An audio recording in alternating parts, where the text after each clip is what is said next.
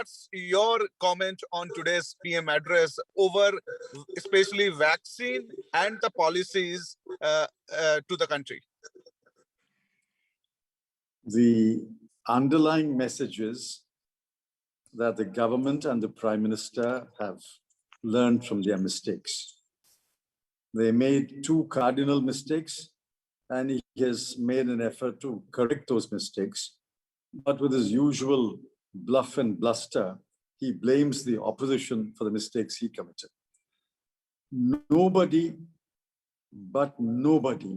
asked that the central government should not procure the vaccines. He now blames the state governments as saying they wanted to procure the vaccines and therefore we allowed them to procure. Now tell us which state government, which chief minister, what date demanded that he should be allowed to procure the vaccines required for his state. To the best of my knowledge, no state government has made such a demand. Anyway, be that as it may, the central government has realized that they must procure. I've been saying this for months. I've been saying this, the most foolish thing to do is for all state governments to float competitive tenders for bids when there are only two suppliers in India. Anyway, that is behind us now. The central government must procure and must supply to the state governments.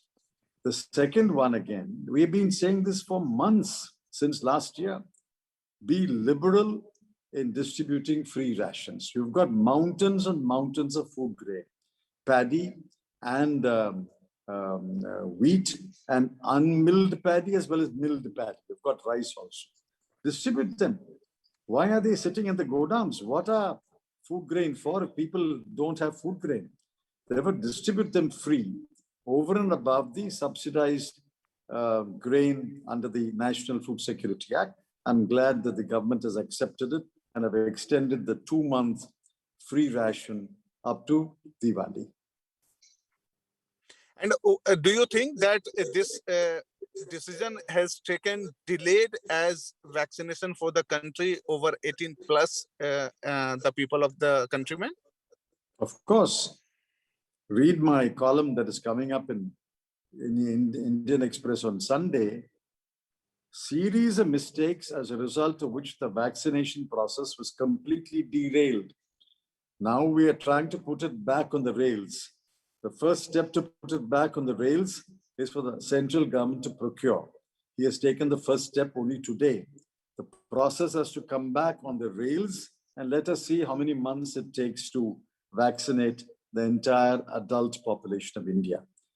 The earlier policy and a series of policy errors have resulted in derailing the vaccination process.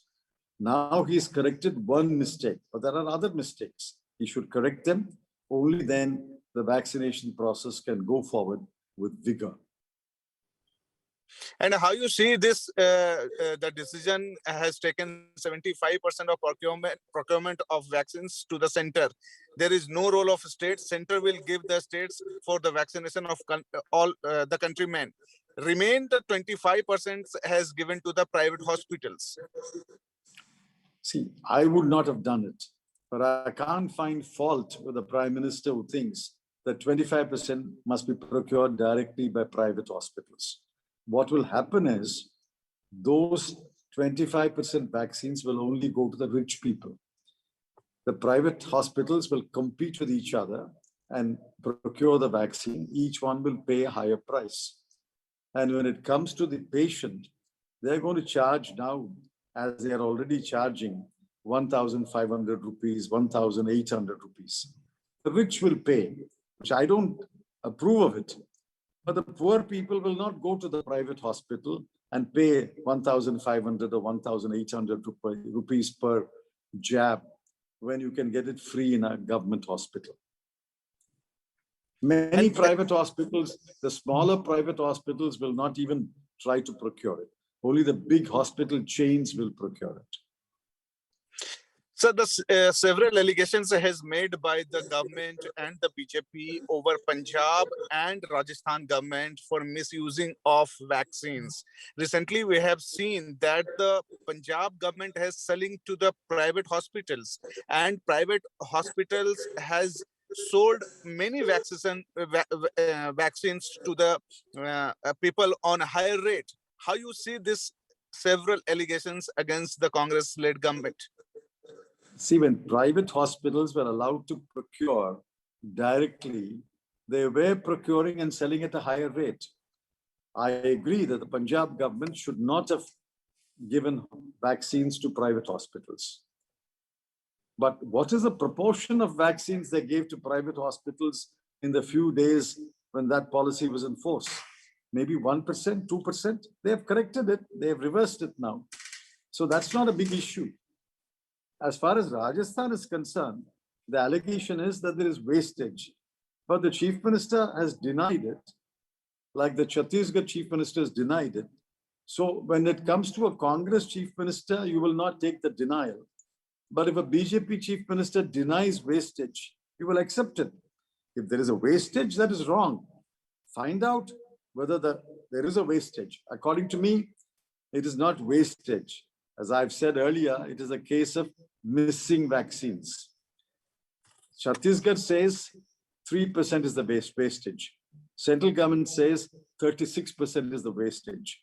Actually, the 33% vaccines are the missing vaccines. I have already demanded several days ago that there should be an inquiry into supply and receipt of vaccines. Where did the vaccines go? So my final question to you, how you see the entire speech of Honorable Prime Minister today, and do you think that some points related to the people of middle class and the employees and those people they are living in a rural area are missing in the speech? Nothing, as far as I know, and I have got it confirmed by a couple of people. As far as I know, he's accepted only two demands: central procurement of vaccines and extension of the free ration. He has not addressed any other issue. There are several errors, several mistakes, several errors of commission and omission, which the government did. He has not addressed them. And these two issues, he has reversed his policy, which I welcome, but I don't appreciate his blaming the opposition when he alone is solely responsible for original wrong decisions. How many number you will give today's PM speech, sir? I don't rank the PM speech. Let him come and face the media. Let him address a press conference and let him answer the questions of you guys among the journalists, and then we will rate him.